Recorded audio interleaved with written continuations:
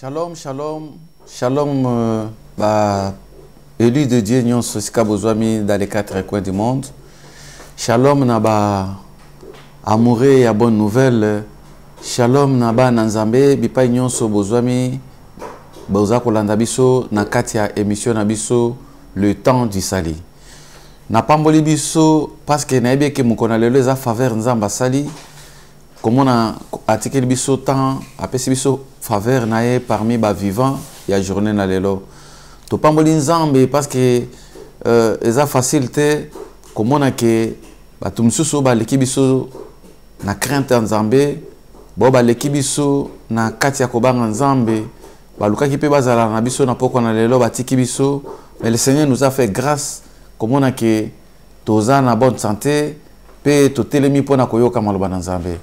Nzamba ebi pourquoi alinge kibiso toza na poko na lelo parce que ya sala ke loko te ndenge Bible talisi sans que a révélé yango na basali na ye.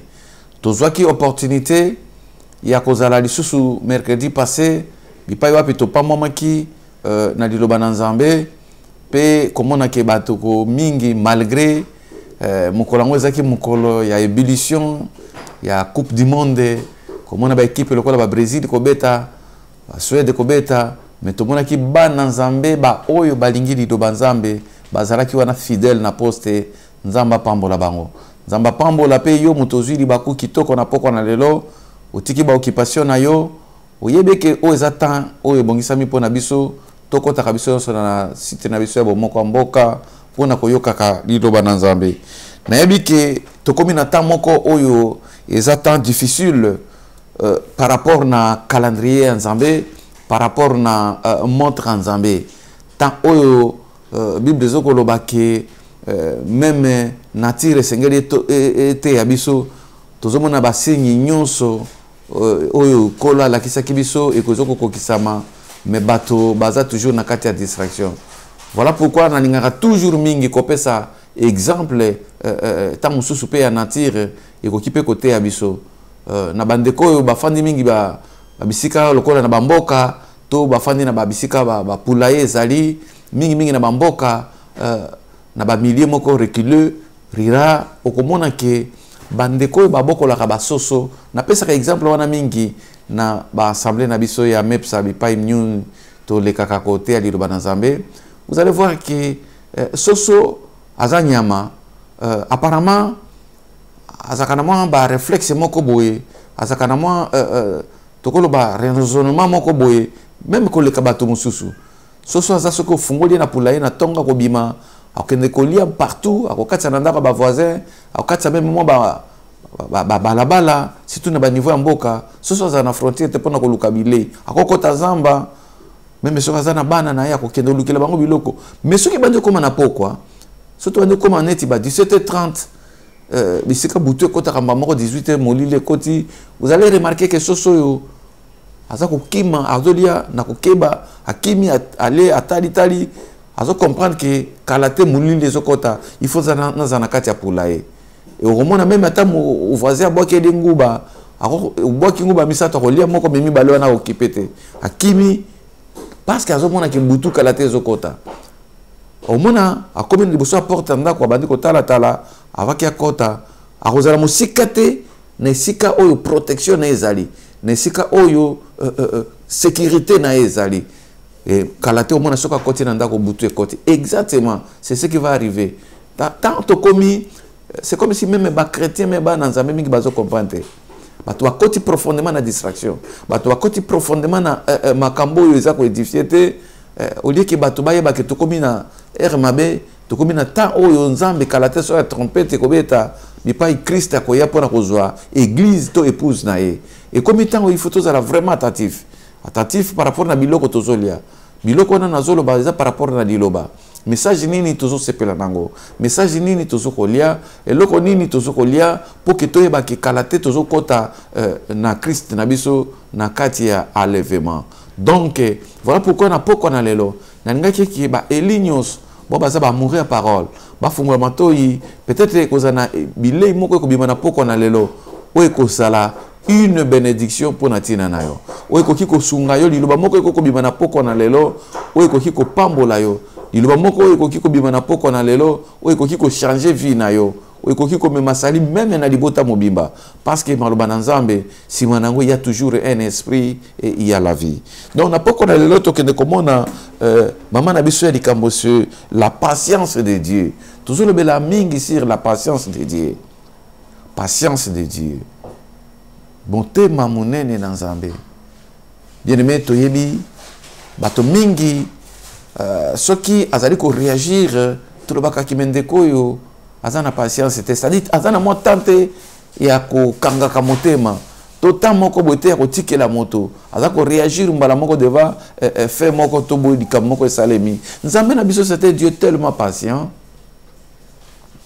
et na kati ya patience Nzambe komona ke fruit ya bolingo lisusu eza na kati moto bato mingi o bazaka na patience o mona ke bazaka mingi na fruit ya bolingo par rapport na moninga o mona ko supporter ba bêtise a supporter ba caprice a supporter ba faiblesse ya moninga pour attiquer la moto temps peut-être moninga a ko changer peut-être moninga a ko kiko bongisa bizaleli peut-être mwana a ko kiko bato bazana na patience c'était bazala ka bato moko bazala ko réagir spontanément directement coup sur coup.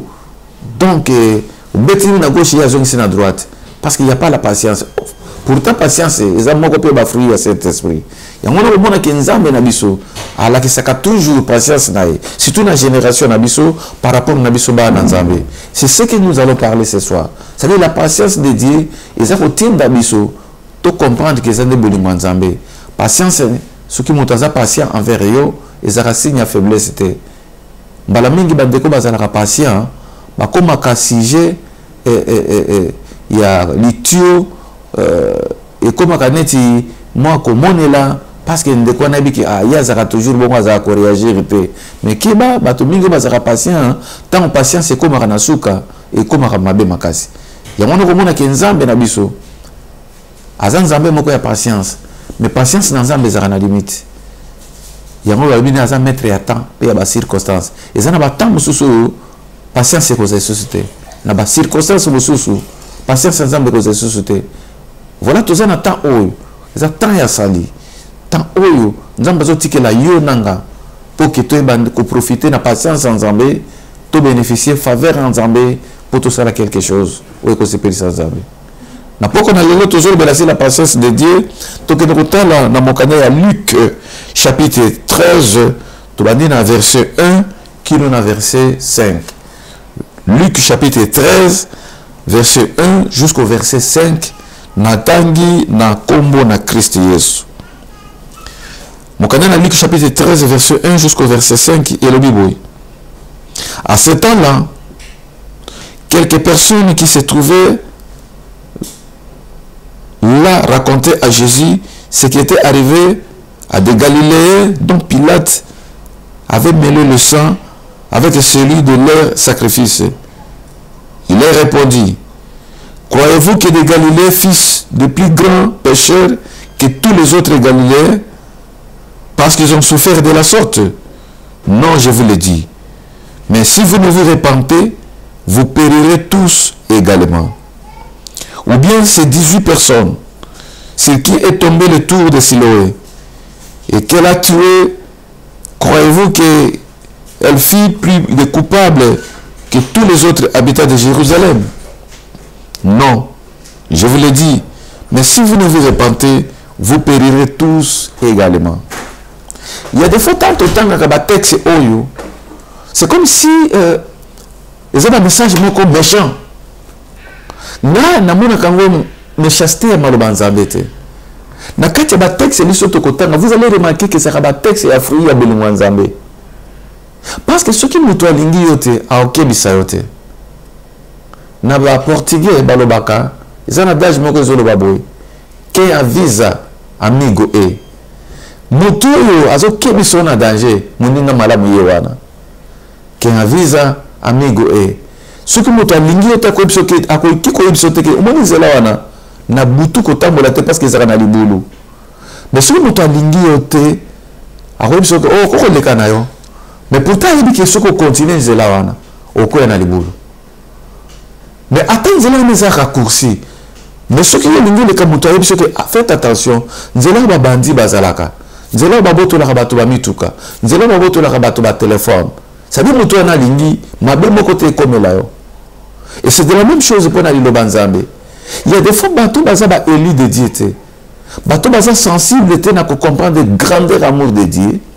Tant autant na ba texte ya boye. En mona comme ba texte moko ça très méchant. To ba texte moko yé pour na ko condamner. To ba texte moko yé pour na ko nyokola ye. Pourtant ça ba fruit ya texte yo, et ça amour de Dieu. Nous avons besoin de tout biso ba na ye. Nga na mona na ba texte amour. Parce que nous avons besoin ko linga biso. Ayebi conséquence il y a danger ni ko ki ko zala soka avertir biso te. Surtout dans le siècle haut commis, surtout dans la période haute commis et surtout dans le temps haute commis. Voilà pourquoi on commence en Zambie. Alors on peut savoir que le texte est mon coup.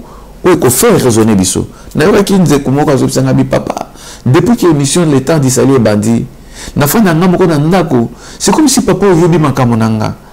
Na yebisa ki ngabi soko sentir bon c'est Dieu qui parle. Biso pour le loto comme dit boso na bino côté. Nous ne sommes pas nés comme ça. Tout ça qui peut quoi une église le kolabino. C'est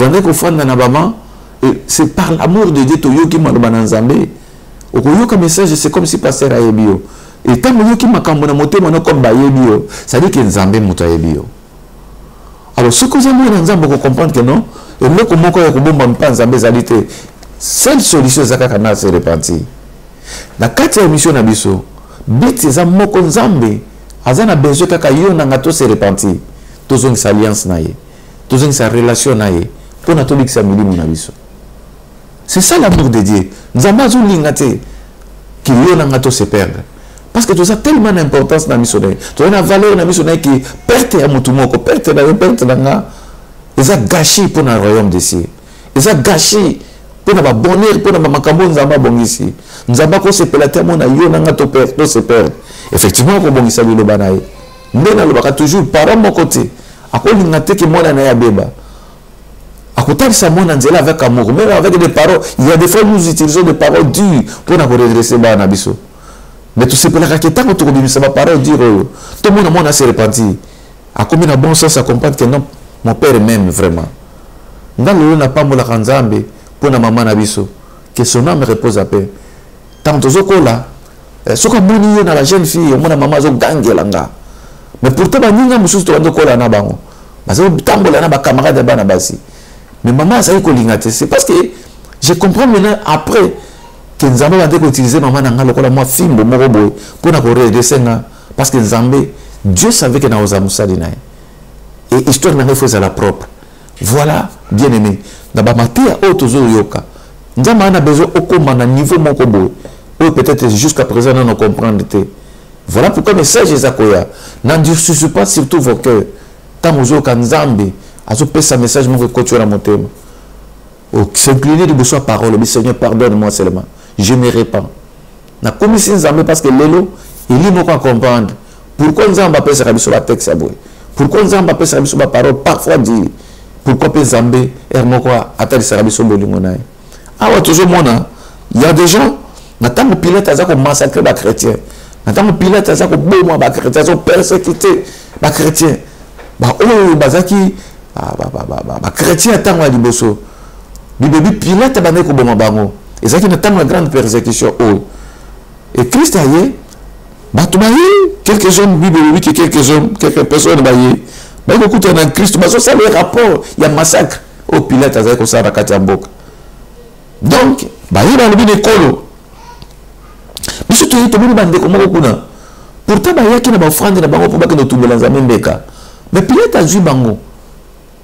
A hébergé na bango na banyama na bango asangisi makilo na bango place moko. Est-ce que makambo bongo seulement donné ko komela na bana na Nzambe bato ba yepe na pomba ko sela Nzambe comment Nzambe ko tika siko Pilate a massacré bango et makambo na pele loto mona ngomi na kuta na kana ba question na mingi omona motazo ko biso mais papa pasteur on a kufi ndenge nini ah mais c'est que il faut quand même total là mais ni na kufi jeune boy bon Nzambe ça que ni ndeko na sambela ka. Donc les gens ne savent pas le plan d'amour de Dieu. Toujours Christ a fait à 33 ans. Pourquoi il est mort à 33 ans? Péché ni Christ a salaki. Nous devons savoir que Dieu est le maître des temps et des circonstances. Il permet la mort à n'importe qui, quand il veut, comme il veut, selon le plan de Dieu. Bible tarisi biso awa que ceux qui m'abaient comme les motos, pas nécessairement que aza kufuta conséquence ya péché nae. Ni na yoka qui va dire se fera côté. Ça dit que awa toujours mona baye kotal ça triste que non, ces gens ne pouvaient pas mourir comme ça. Puis là tabomi bango nene na ego, bango na banyama na bango. C'est comme si bango bazaki ba meilleur, bango bazaki sans péché, bango bazaki coupable de rien. Ne sachez pas que Nzamba a pesa bango ta ko interpeller bango pour la conversion de bango. Ne sachez pas que nous sommes bango mona ki biloko na pour interpeller bango que même si ces gens là ou ba ya ki pour na kotumba les amis beka ba kofi, qu'en sera-t-il de nous qui sommes vivants? Écoutez la réponse du Seigneur. Le Seigneur leur répondit: croyez-vous que ces Galiléens fissent tous des grands pécheurs que tous les autres Galiléens, parce qu'ils ont souffert de la sorte? Et question, on peut tout me poser. Parce que question ne peut pas causer la question, Christ a posé biso. Biso ba toujours mona bande ko mingi ko kufa. Toujours mona même basi bazo kufa na moment ya couchement. Toujours mona bana mike ba péché te bazo kufa. Toujours mona bato, surtout na ba pays le na Congo. So tali makambozo le kana este, o tali makambozo le kana Kasai. Na moni bana bazo kufa même na nzala. Ça m'a touché. Nzala kaka ya biloko kolia dans un grand pays riche où ils ont une terre fertile mais bato bazo zanga na biloko kolia. Et il y a des gens pour toi qui ne s'en soucient de rien. La même question nous est posée. Croyez-vous que bato wana bana wana bazo kufa dans un Kasai? Bana wana bazo kufa na bazamba na ba guerre. Ba kimi na chikapa kuna ba bazana kati ya na ba province na est. Est-ce que vous croyez que bazo mériter souffrance parce que basali maso? Vous croyez que même na kati na bango ba pasteur pe bazo kufa? Ba évêque bazo boma, ba évêque catholique bazo boma. Vous croyez que ba mériter du parce que baza ba pécheur ko le kabiso? Christ a réussi bandeko yo. Bino boyene se moko tali sa kufa bandeko. Mais moi je vais vous poser cette question. Vous croyez que batona Pilate a bomi? Bangonde basa batomabe ko le kaba babita nyonso ya Galilée. Ça dit que motuta mamoni mabe komeli moninga. On doit comprendre que et un message nous va permettre na mona. Et un message nous va permettre que na kutana nango pour na comprendre que ngape un jour eko komelanga. Ba mingi to yana bango na poto awa batikala bazonga poto bazonga afrikité avec des visions. Nous avons toujours une grande vision. Il y a des choses qui sont beaucoup.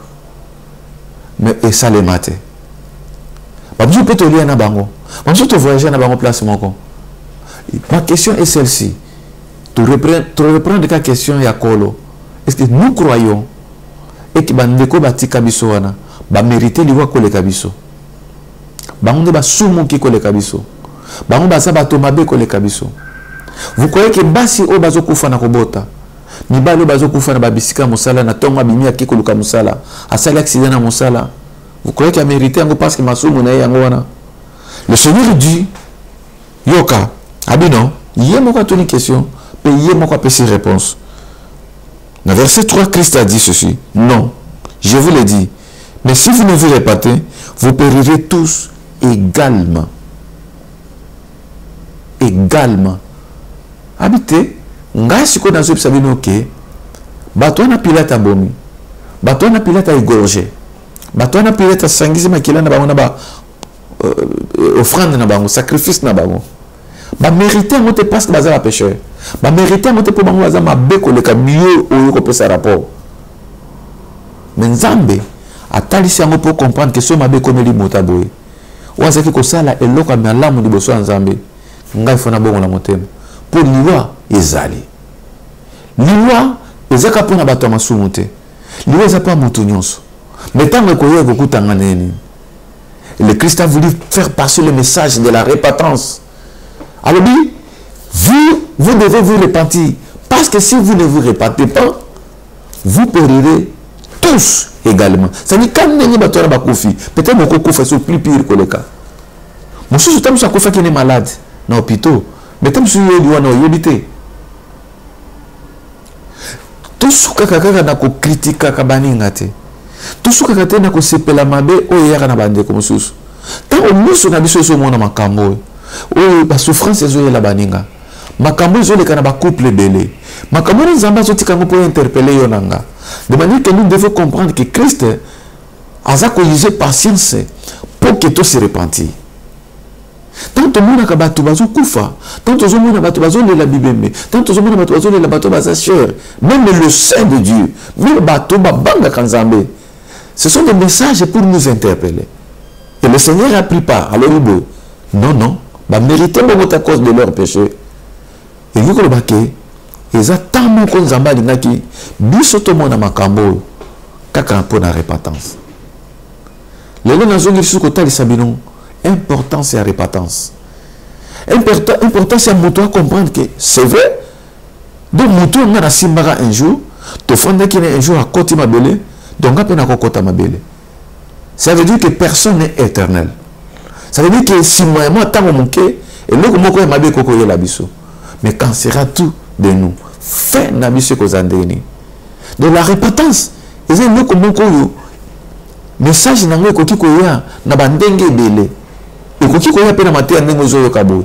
Mais tout comme nzamba ko créer cette situation moko bo et pas moto mususu pour que yo mona que non nzela oyo eza nzela kufa biso sotoko landango. Natala ka lié à Christ notre Seigneur. Natala qui est un jeune garçon qui a commencé son ministère 3 ans et demi seulement. Il a tout abandonné. Il a abandonné le ministère. Il a abandonné sa famille. Il a abandonné sa mère. Il a abandonné tous les disciples. Ça dit que, au cours de sa pause à pasteur, plein d'actions, plein de cet esprit, tant que je peux fixer 11 ans, je peux faire élévation, ils ont posé la montagne au été. Mais est-ce que le bureau est reçu que l'on donne? Au cours de sa diacre, diaconesse dans l'église, ton membre, au peut se rabattre une offrande, au sein de la Kanzambi, au sein de la Kanzambi. Mais peut-être que c'est pour un temps zambatique. Est-ce que le bureau est en donné? Ton succès à caractère pour critiquer Baninga, surtout mon imabé. Mais le Seigneur nous dit, nous devons nous repentir. Alors on continue du solennel à l'objet verset 4. En dehors de bateau, Pilate a massacré, à l'objet, ou bien ces 18 personnes sur qui le tour est tombé, la tour de Siloé, et qu'elle a tué. Croyez-vous qu'elle fût plus de coupable que tous les autres habitants de Jérusalem? Non. Je vous l'ai dit. Mais si vous ne vous repentez, vous périrez tous également. Donc le Seigneur est en train de faire voir des dégâts, des circonstances aux là, des catastrophes. Où il qui spontané, il se prépare. C'est-à-dire que la mort peut frapper à n'importe quel moment pendant que vous avez la tête. C'est-à-dire que Sukamoto, et que à n'importe quel moment, pendant que vous avez un projet dans l'autre. Et on a un message, Christ a voulu interpeller. Bande qu'on a besoin, puis les gens ont interpellé, que ne vous y trompez pas. La mort peut arriver à n'importe quel moment. Une grande assemblée, une église, une responsabilité. Si on a pas peut-être qu'on va utiliser le canal. Il y a besoin de bâtiment à continuer mission. Le bio est comme ça le matin. Et l'autre est comme ça le matin. Nous tout le monde est bien venir. Voilà pourquoi Christ a fait interpeller Bango. Bango n'a jamais confondu. Croyez que Bazaki copie ce rapport à bien pas Christ. Mais Christ a le dit, si vous ne vous repentez pas, c'est la mort qui va intervenir. Également. Si vous ne vous repentez pas, tous, le chemin de la mort est Zawana. Je ne suis pas un prophète de malheur, mais j'interpelle les gens, mes bien-aimés, les élus de Dieu, que le temps qui nous est donné, c'est le temps des faveurs de Ténèbres. Ce n'est pas que la bisote, il y a patience. Nous avons dit que la biso temps il y a repentance parce que justement Zamba a un projet moko pour natia na biso. Parce que justement Zamba ningi ko sala loko moko ya sikana vie na biso. Parce que justement Zamba ningi ke yonanga to hériter vie éternelle. Ata tozana sena moyi makambo tozomona nous avons besoin de que bino bozo monango et qui peut arriver dans n'importe qui et qui peut arriver dans la famille nyonso. Souvent nous pensons que le malheur n'arrive qu'aux autres. Nous oublions que nous sommes des humains et que tous en c'est moi le ko la bande ko nyonso et que Dieu c'est Dieu de tout le monde. Donc voilà pourquoi toujours qu'on peut ça. Ainsi dit l'Éternel exactement dans les ambazotis d'abisso. Et le message ils apprennent à ba oyo nous avons besoin de bango. Est-ce que vous croyez que Nathan a Christ batonio sur babandaki kolanda était malgré que lui il avait la divinité, toute la divinité de Dieu. Mais il y avait un groupe déjà babandaki kolanda. Il y avait le groupe déjà babandaki kochola, ko lapide, ko boka soi jusqu'à la croix. Donc la ligne que bao basa ta on a les élis, ce sont des gens babandaki kolanda Christ. Ce sont des mamans babandaki ko beta tolo na bango. Que Yesu na bisoté tant bango na souffrance à Christ bango bazali ce sont les gens autant que Pilate a kotia Barabbas na Yesu bazolo ba non libérer Christ mais pendant que bamusu bazolo ba non bisoto linga biso Barabbas tozana tant ba bazo sala choix il y a déjà eux ba poni na bango Barabbas mais il y a les élus au ba poni Christ même tina mort et à croix baza toujours à côté à Christ et bato wana il faut ezalayo parce que ça élu de Dieu bien oui Christ azotali sabiso que bandeko oyo bakufa kite pour ba mérita ki à cause ya péché mais nzambe azotali sabiso que eza message oyo ezo demandé bana nzambe na repentance albi que non si vous ne vous répatez pas faites attention il y a la mort nzambe azokebisa ba élu na ye que tout ce que nous voyons autour de nous des catastrophes bamakambuzo le kaya ya pasi ya mamobota mususu peut-être bandeko to mona ki tozana ba témoignage ya ba famille belé o makamba pasi ezali ba mususu tinde le bazana bana ndako bana bazana ba eta malamu te ba mususu bazana ba boti na bango bazana ba hôpital na minute bazako lisa ba na ba sonde ba mususu bazana basi na bango ba linga ki pe makasi bazana ba mbeto cloué ça dit qu'il y a des choses peut-être biso to moni. Mais ils à cause de péché. Mais seulement nous avons vu ça parce que Dieu veut nous amener à la repentance. Parce que le Seigneur veut nous faire voir quelque chose. Qui fait attention mes enfants. N'importe qui peut être touché. Mais tant que nous avons un message à vous, tant que nous avons un makambo, que non, le malheur n'arrive qu'aux autres. Ils n'ont pas si mingi. Parce que le diable peut nous surprendre à tout moment. Et tout risquer. Tous ont un message de la jeune riche dans Lazare. Le coquin de causer là jugement dans lieu de tourment. Donc il Bible juste de sabiso awake bandeko oyo ba kufa kite pona maso mais zakine message pona ba oyo ba qui kopesa rapport pour à Christ et zakine temps nzamba zo tikela bango tant il y a patience en nzambe pour que bato ba bongo la mitema. Donc ça dit que le temps biso tozo zaboye c'est la patience de Dieu. C'est pas parce que nous sommes plus meilleurs que ba kufi. C'est pas parce que nous sommes beaucoup plus sains que nous allons souffrir. C'est pas parce que nous méritons ça, nous avons en bonne santé, nous avons vivant, nous avons problème maintenant de bêter la porte na bisote. Non, c'est le temps de la patience de Dieu. Kolingate que ma bifona noya, après si moi le kabasa dans Zambé. Kolingate que Satan a si maintenant du botana yo, après c'est qu'on va de na ba veiller. Kolingate que situation comme beaucoup plus parce que Bible dit faites attention. Cherchez l'Éternel pendant qu'il se trouve. Invoquez-lui tandis qu'il est. Que personne ne puisse venir quand il est déjà trop tard. Dans mon arabande comme il en église, situation comme trop tard. A comme na tango oyo, azo futa mabe oya salaki. A comme na tango azo ko futa masumo ya salaki. Au moins je crois comme le kaba pasteur. Et comme il kamobino ba pasteur siko bo gêner. Et comme je connais le bakomo le pasteur nguya oya zakana nguya to azana auction te to lukakuna et comme tango ko lukaba auction mon côté à moto nzambe et koki ko changer quand dans nzambe quand Dieu décide il décide parce que l'âme qui pêche c'est celle qui mourra. Mais par contre ce que je tombe là dans nzambe et que malheur est la Bible dit que le malheur attend souvent les justes et l'Éternel l'en délivre toujours. Si tu es juste devant Dieu, si tu t'es repenti et que le diable vient, il te touche illégalement, comme il a touché la vie de Job, la fin qui va justifier les moyens, le Seigneur va intervenir et la Bible dit, Dieu va toujours délivrer. Oh, ça c'est la bonne nouvelle. Si cela est possible, le diable a pendant que je suis dans la justice de Dieu, pendant que je suis dans le chemin de Dieu. Et comme ça, nous avons côté l'élément pour la likamunanga. Bien, mais ce qui nous avons téléma pour la likamunanga, quel que soit le problème, quelle que soit la difficulté, il y a une solution. Parce que nous avons besoin d'un bon.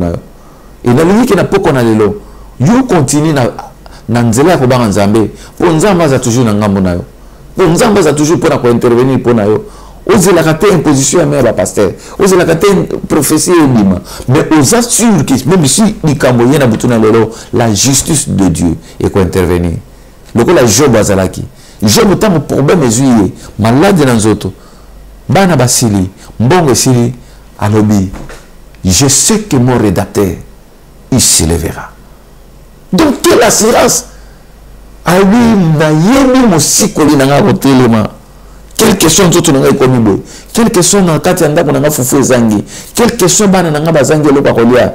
Je sais une chose, que nous sommes innocents devant Dieu et que Dieu va intervenir. Mon rédacteur mosikoli nanga a kotelema. Pour na yebi que nzambe wana azan nzambe justice. Bien aimé, nzambe justice a kotelema pour na likambo nao.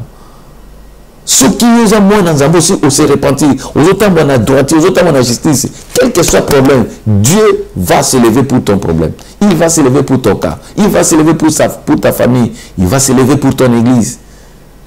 Le Dieu de la justice, il se lève toujours les derniers. Mais à la fin des comptes, c'est l'Éternel. C'est ton rédacteur qui va se lever. Justice nanzambe et kofuta, sacrifice nous sali.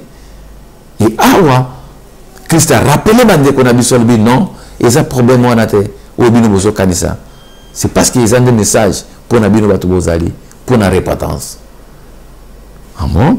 Bible le dit que tokene kotala dans Mokanda il y a 2 Pierre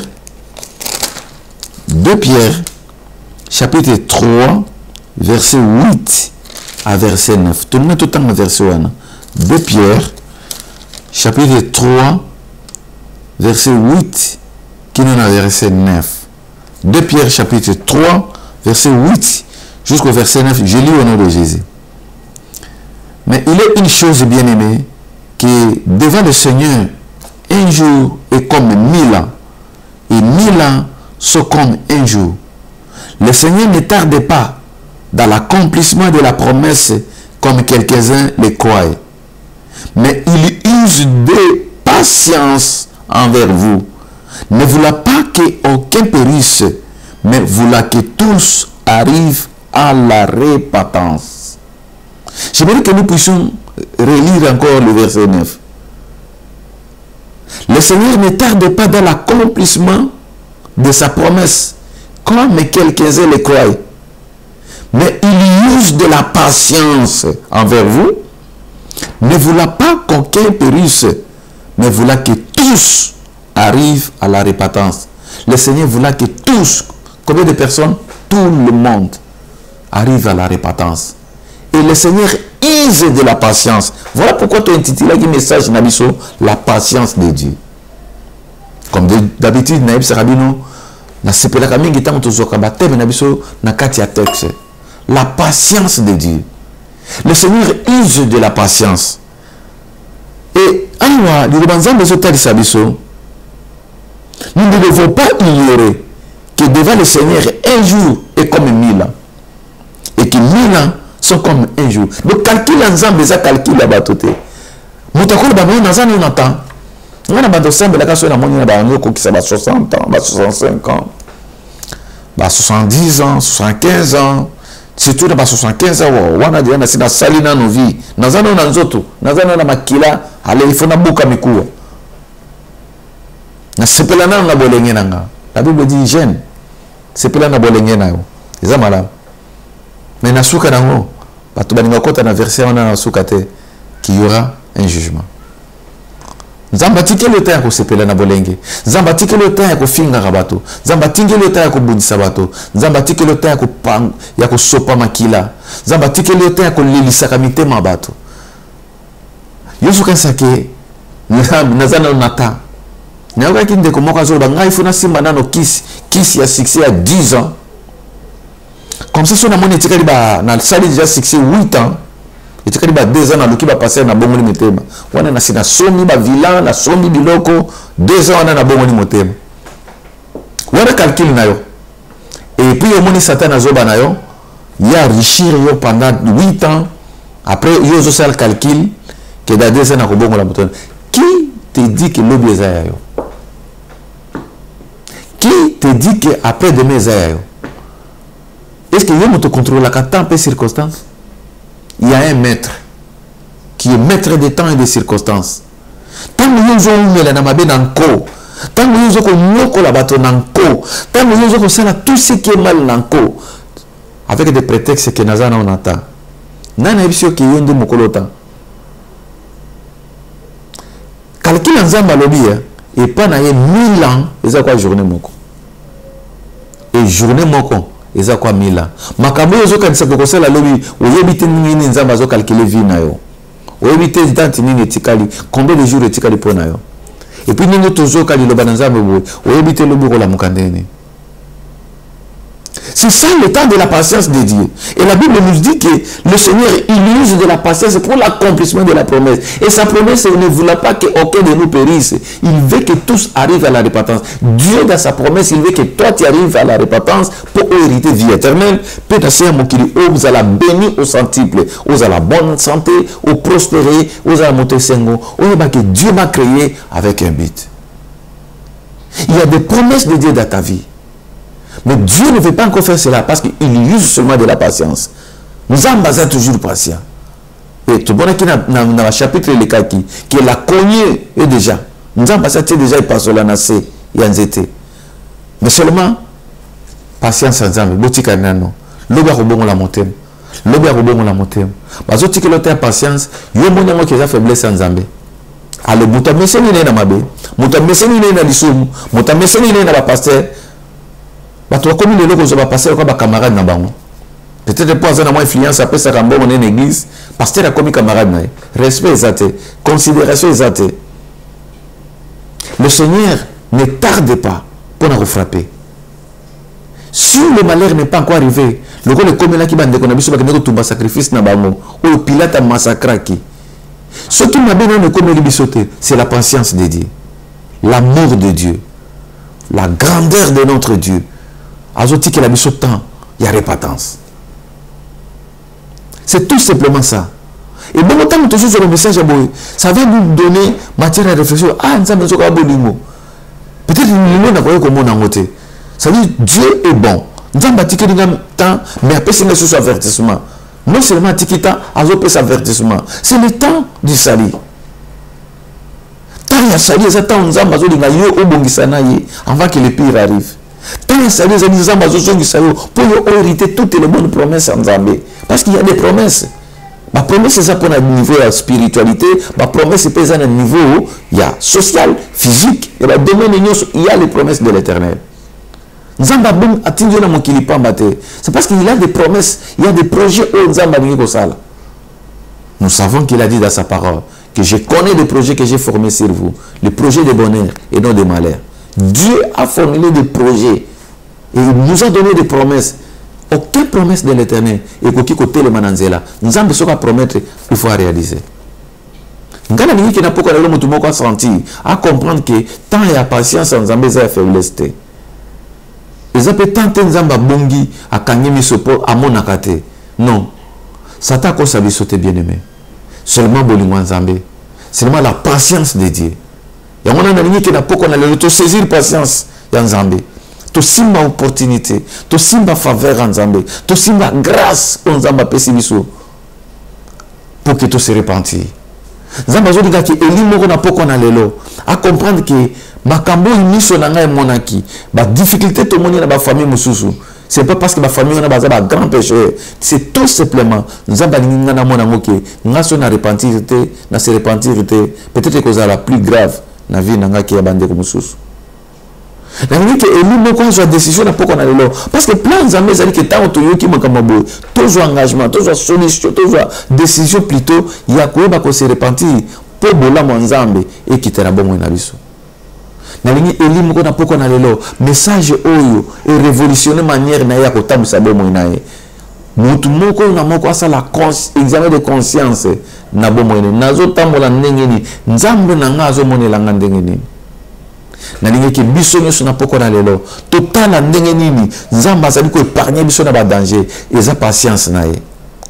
Bible dit le Seigneur ne tarde pas dans l'accomplissement de sa promesse comme quelques-uns le croient. Bato mingi ba mikosaka. Il y a des gens qui croient que makambo ko salema ndenge yazo kanisa. Ye ba projet na ende yango ne ko salema.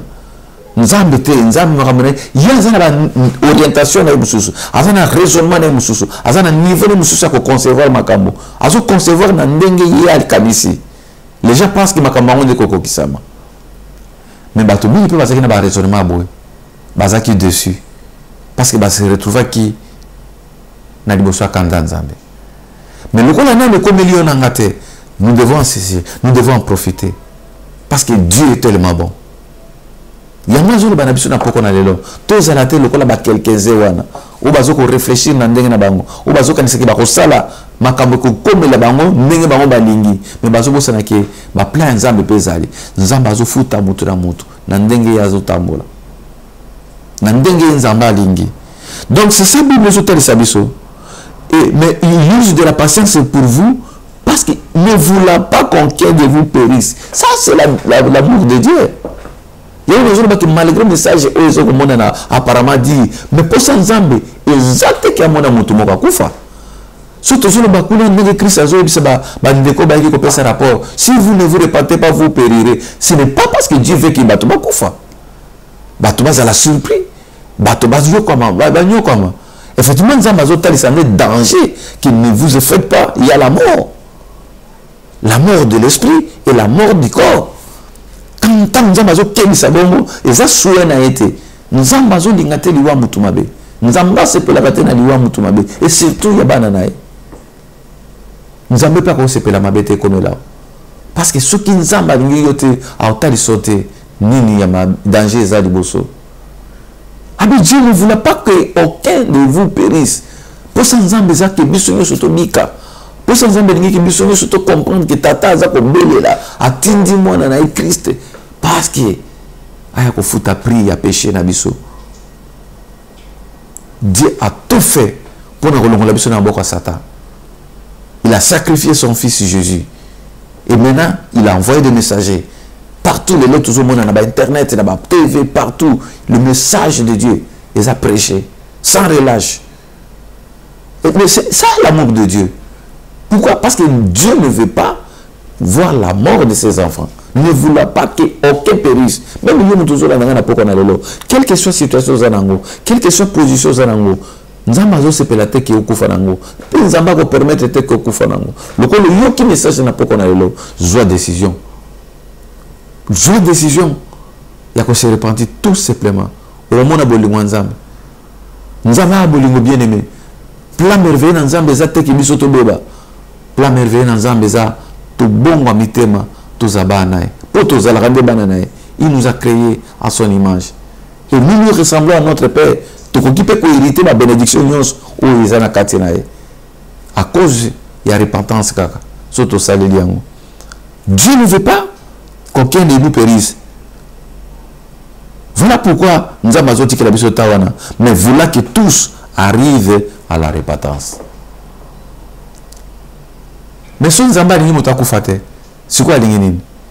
Aligné qui bisonde Nyonso, sans exception, na yo, nanga, nabana nabiso, nabasi nabiso, que tout le monde, biso nyonso, toya na repentance. Moutouna moutouna se repentir biso. Yamona lobaka toujours dans le message nanga. Si tu vois que le message est touché mon thème nayo, n'endurcissez pas votre cœur. Luka Bassé dans avez bien aimé. Il y a certaines choses il faut confesser. Il y a des choses il faut battre dans Zambé, basungayo na repentance. Il faut loba. Okuta na battre dans Zambé.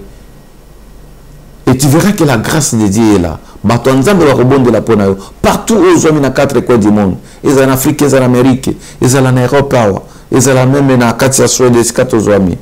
Ce qu'on a race dans Zambé, le Kabiso, Toko Sungayo, pour que aux hommes sa relation dans Zambé. Parce que Dieu ne veut pas voir la mort d'un pécheur.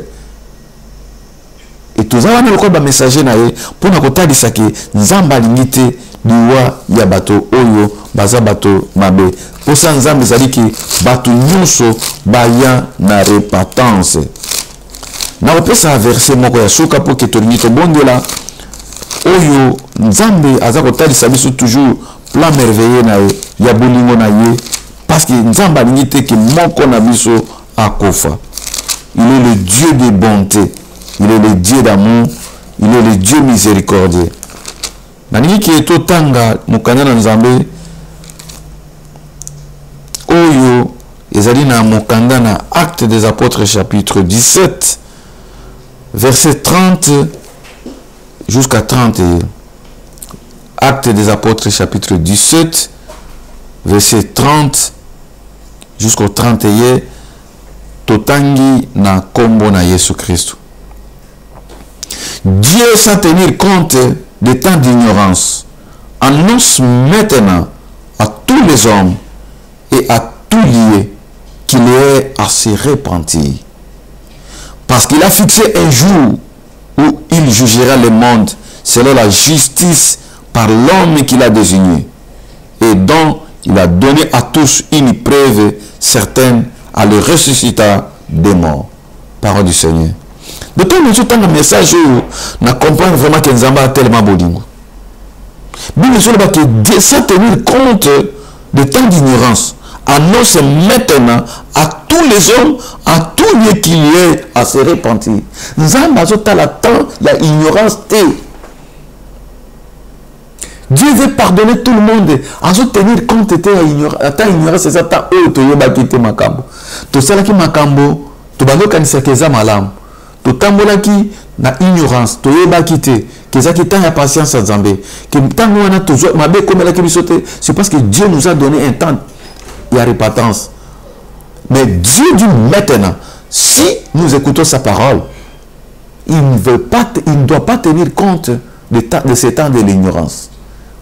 Tout ce que nous avons fait dans l'ignorance, nous avons bien aimé. Quel que soit le degré à péché, quelle que soit la dimension à Makambolo Salaki, tant qu'on vit connaissance et la vérité, Dieu est Dieu d'amour. Il dit dans le livre d'Ésaïe, il dit même si vos péchés sont comme les cramoisis, elles deviendront comme la neige. Ça c'est l'amour de Dieu. Même si sont comme la pourpre, elles deviendront comme la laine. Ça c'est Dieu, ça sont des promesses de Dieu. Il ne tient pas compte des temps d'ignorance. Tout temps que le la banyama, tout ça qui va acte parce que le comité. Ça dit qu'il n'y a pas qu'on a le fait seulement de nous comme aloba oh. Nous avons autant de sous temps ignorance. Si nous faisons le monter maintenant, on n'a pas qu'on a le on se repentit sincèrement. On comprend que non, makambo na yeba qui te batte en angote. Na yoka makambo bote. Na comprendre que nous avons un plan merveilleux pour nous. Seigneur, pardonne-moi. Il te pardonne ce soir. Na batu nyoso bazo décision lelo. Il y a qu'on se repentir na temps ya ignorance. L'amour de Dieu est qui t'a dit qu'on a bino. Nzambe à tenir compte de l'ignorance ou à ta ignorance.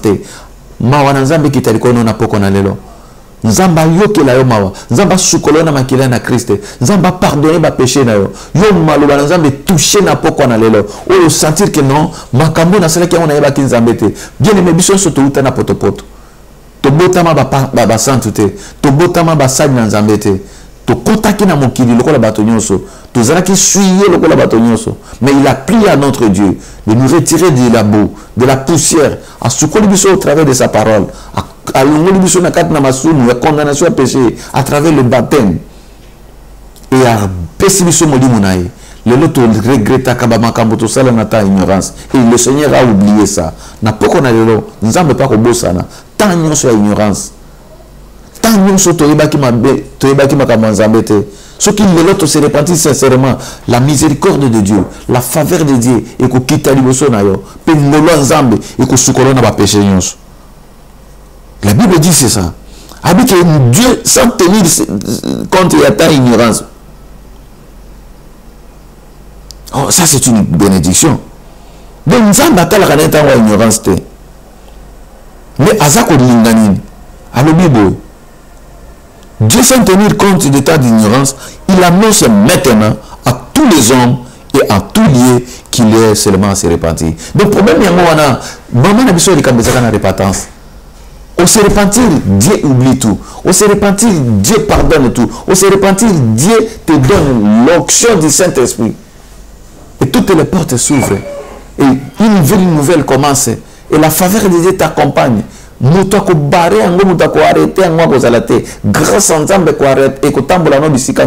Ça, c'est Dieu. On se repent, on a le pardon. Voilà l'amour de Dieu. Tant que tu as cet exemple, il y a bana. Ceux qui m'ont dit, à cela qui m'a dit, il y a une porte, il porte, dit, papa, moi je me répands. Tu vas ouvrir la porte. Parce que c'est ça qui est là. Et nous avons été rachetés par le sang de Jésus. Et quelle que soit la dimension à péché, si nous nous répandons sincèrement, Dieu nous pardonne. Et sa faveur nous accompagne. Naliki ke mutu moko na poko na lelo. Asimba grâce au. Naliki ke mutu moko na poko na lelo. À comprendre que la patience de Dieu nous pousse à la repentance. Naliki mutu moko à comprendre na poko na lelo. Que ce qui tient le to mona ki mabe komi na baninga mususu. Ce n'est pas parce que bato na bangundi baza bato mabe biso toza ba centre. Non. C'est seulement l'amour de Dieu, la patience de Dieu. Nous sommes tellement patients na biso que même yo muta mokilo ko za la patience na moninga na obongo. Tout le monde a mami muta sa dio mabe au pardonner une fois, deux fois, trois fois ici le bien. Ya ye komi ya kolokana na limbisi epe mingi ekoki fa futa ngo. To yo kakango même na bato na Nzambe. Kutu bato penda mabe penza nde bato na Nzambe soit disant. Ngana lingi ki mon Christ moko et lui moko comprendre que patience en Nzambe et ça c'est j'ai amour pour Nabiso. Patience en Zambé, ils ont une Nabiso na repentance parce qu'il ne veut pas que aucun de nous périsse. Nous avons dit qu'on perd d'état mon tout mon côté, a dit qu'on perd d'état chrétien mon côté, a dit qu'on perd d'état élu mon côté. Parce que Dieu, il connaît que tu as de la valeur, tu as été créé à son image. À côté qu'on a été à perdre yo, à tout quel temps il y a patience seulement pour nous se repentir. Ce qu'on y a au verset 31, parce qu'il a fixé un jour où il jugera le monde selon la justice par l'homme qu'il a désigné, c'est dont il a donné à tout une preuve certaine en le ressuscitant des morts. Ça dit que nous avons parce qu'il y a un jour de jugement. Nzamba zoti kabiso na terre patience to se repentir de manière que mon jugement biso neto bima balongi. Mon colon Christ viendra. Jugement ko salema yo nanga to bima balongi. Un jour de jugement ezali. Donc dans la démarche nous sotozo ka nzamba zo mema biso na repentance, c'est parce que Dieu sait qu'il y a un jour fixé par lui-même que bato bako sait quoi à travers l'homme qu'il a envoyé, c'est Jésus. Il a ressuscité des morts, c'est Jésus qui va juger ce monde. Et le jour du jugement, biso batoto yeba ki ko se repentir, tous à la sauver. Mais li mon ami so ebikisama. Donc nous devons savoir une chose. Na poko na loka to komi na suka message qui a un jour fixé, un jour de jugement. Nzamba nyata li sayona qui a un jour de jugement. Même tout ceci ce message to lia to mela to sepela. Ce que nous devons retenir, le Seigneur nous donne le temps parce qu'il y a un jour de jugement. La patience de Dieu, la grandeur de l'amour de Dieu, c'est parce qu'il y a un jour de jugement. Nous avons dit qu'il faut comprendre que nous colomons que jugement kozala. Dieu n'a pas mis ma ballon parce que la Bible dit ne voulait pas qu'aucun de nous périsse. Ce qu'on dit que faut faire nous ba mokolo on a tout long na jugement tous à la naïe ensemble. Si qu'on te comme na suka message na biso. Na ngi au retenir quelque chose. Nini yo au retenir un message à Pokonalelo sur la patience de Dieu. Qu'est-ce que tu penses? Parce que la Bible dit que ne vous y trompez pas comme quelqu'un le croit. Dieu use sa patience et sa faiblesse, mais pour nous amener à la repentance. Voyez une journée à l'obité bien-aimé.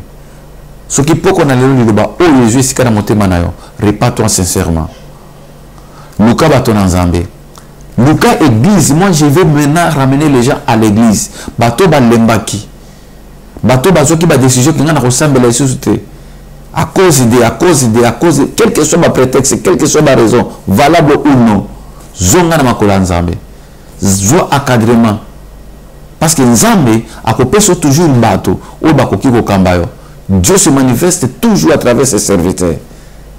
Et bato bakokamba yo, bakobatela yo ke repentance na yo ezala malamu jusqu'à ce que mon colon Christ akoya. Yango na poko na yo na lingi ke au bon de la place ozali. Ce qu'on sentir que dans mon thème il y a quelque chose où il y a un nzambe et que malamu pour yo. Autant de nzambe que Seigneur dit misanga. Je n'irai pas de tout mal. Na ngina banda une nouvelle vie. Na lo wana vie à péché. Na lo wana vie à condamnation. Na lo wana vie à suivre. Na ngina que Saint-Esprit tambisanga. De manière que le jour où il fixé le jugement, au lieu qu'il n'y a la juger, maintenant juger les 12 tribus d'Israël, comme il est écrit dans sa parole. Comme le Seigneur a dit à ses disciples. Il a dit que ne savez-vous pas que le jour de ces jours-là de jugement, vous serez assis sur des trônes pour juger les 12 tribus d'Israël. J'aimerais qu'un enfant de Dieu attend la montée manaye. Tant que vous bonne là, yo na kati ya montée manona ndako na bisika ozali. Okoyebi sanzambe quelque chose. Otali sanzambe bipa yo koyaki. S'il y avait la haine, s'il y avait la jalousie, s'il y avait tout ce que vous connaissez, dans mon thème, ce qui est ce qui est nini, ce qui est mutu moko na motema, na poko na lelo, patience sans zambe, eza na motema non. Nzamba zoti ke lotan ya repentance. Luko bongisana bandeko. Parce que yobi moko na lobite. Na se mabele mutako ya ko sala bino réconciliation ya kozalate. Na se mabele ezali salle d'attente pour un jugement dernier. Soit tu as un allié de tourment, soit tu as un allié de repos. Ils ont dépendre de où tu as na poko na lelo. Ils ont dépendre de la décision que tu as na poko na lelo. Toujours bon de l'ensemble, mais mon thème est disponible pour la repentance. Pour mon thème est disponible pour une nouvelle vie avec le Seigneur. Au kumba mutuno bisika ozwami, le boko na mon thème toujours pour na kobonde le pain ensemble. Nalingi na senga nzambe eloko pona tina na yo. Seigneur notre Dieu, toi di boso na odi susu pona koyoka message owe. Toi qui es le maître des temps et des circonstances, Seigneur, tu nous as parlé encore une fois. Tu as sonné la trompette du salut pour tes brebis. Oyebi nzambe bipai maloba oye touché mitema bipai ba no bafandi les quatre coins. Ba nyonso nzambe ba se retrouver na message owe. Pe baza ba élu. Nzambe na poko na lelo faveur na yo kitali kona bango. Seigneur, pardonne. Limbisa ba nyonso baza ko senga mawana na bandako na bango na mituka na bango na ba bureau partout bazwami na tango o. Seigneur, miséricorde na yo kita. Tu n'es pas un fils de l'homme pour mentir. Le sang de la nouvelle alliance, oyo sopa kiango Seigneur, le sang de Christ et sukola moko na moko. Yamba repentance sincère ya bana na yo. Oyo bazako bondela na poko na yo na bandako na bango. Seigneur, que la miséricorde se manifeste dans leur vie. Oui, il est écrit que tu es un Dieu miséricordieux, compatissant. Toi qui es là, la colère riche à bonté. Voilà pourquoi nous implorons ta bonté. Rien que ta beauté na vie na bango. Seigneur, Babanda, une nouvelle vie. Une nouvelle vie avec toi, Christ. Vie à excellence, vie à sanctification et vie à bénédiction. Na pamboli au Christ parce que ça la makambo mingi na vie ya ba eli na yo. Na pamboli pour na kolimbisa peuple na yo. Na pamboli pour na repentance ya bana na yo. Na pamboli au Seigneur pour na ba promesse oyo au pesa qui peut réaliser na vie na bango. Ba baza malade Seigneur guérir bango. Ba baza qui enchaîné na yebi ki maloba ko libérer bango. Pe ba baza la qui attristé yo ko consoler bango. Seigneur, laisse que tout soit pour ta gloire. Au nom de Jésus-Christ, notre véritable Dieu, nous t'avons ainsi prié. Nous disons merci Seigneur Jésus. Nous avons pas molabino pour nous un message. Oh, bah Eli ne pas besoin de tokobina soka message na biso comme d'habitude tokokiko aussi saboter. Tu veux que bah communiquer na biso ça toujours chaque dimanche tous en assemblée na biso ya mepsa bah oh bazomi na ville à Stockholm beaucoup tabiso na Egdalen Shirka wana tozalaka de 14h jusqu'à 16h. Bah oh bazana yetebo mepsa sakuna bah kokutana de 14h à 16h de susu ba coordonner nyoso to pesi pe to pesaka soki yo okanaki ba coordonner te obengi na bomoko mboka pour ozo ba coordonner ya ensemble na biso na Yetebor pe awa na mboka na Stockholm. Si vous avez des questions à poser, vous voulez contacter les hommes de Dieu, beaucoup benga biso na ba numéro eza ko affiché tout comme beaucoup qui peut ko benga na bomoko mboka bango ba ko orienter bino pe ba ko tia bino na contact na biso pour que bozwa ba réponse na ba question na bino. J'aimerais que batu nyonso o ba dini ko sala pe repentance sincère o ba kuta na ba sala nzambe soit nous confesser du cambo, nous vous garantissons la discrétion parce que eza musana nzambe to ko solo la en privé pe nzambe à côté de Sabiso Nini tout ça la point à na bino. Nzamba pambola bino to ko kuta na mercredi prochain du Soussou, mais avant que tout ça, je tiens ici à remercier Papa Nabiso Moment Digital pour natina na musala munene oyo baza kosala nzamba pambola bomoko mboka ya Suède apambola pe mama Nabiso Pauline oyo aza toujours pembe na papa pour na ko soutenir œuvre na nzambe ekende liboso nzamba pambola mama Pauline mingi nzamba pambola pe bomoko mboka na yeko découvrir bomoko mboka na Belgique vraiment et pas na papa Nabiso Belva Papa MM nzamba apambola yekuna na mboka na Belgique pe na bomoko mboka na Kinshasa ser na biso Lorian nzambe pe apambola yekuna na mboka ya Kinshasa na kokite kobosa na kopesa mbote e pa na mwasi na ngai ya Mbolingo mama na bisno évangéliste Sephora Dikenja nzamba pambola ye combattante pe musungi munene na kati ya ministère nzamba pambola ba sali nyonso ya MEPSA ba oyo bazo soutenir biso na kati ya œuvre oyo nzamba pambola pe ba sali na nzambe na Angola pe ba nyonso baza ko se préparer pona ko yamba biso na mboka wana nzamba pambola pe yo moto za ko bondela pona tia na émission oyo le temps d'Isali tous les mercredis boza na kate ko inviter bato bozela kasobo moni ki moi ta ele ki muke technique ezara toujours na ba caprice nango mais ce qui est vrai que chaque mercredi to banda kozala même retard à 5-10 minutes to kosenga indulgence na bino parce que ezala kabongo na ba biloko sami na boko na bato nzamba pesa bino makasi wana tokutani mercredi prochain ba oyo balingi ko benga biso même après émission téléphone est toujours ouvert 24/24 kola pambola bino na kombo na Yesu bye.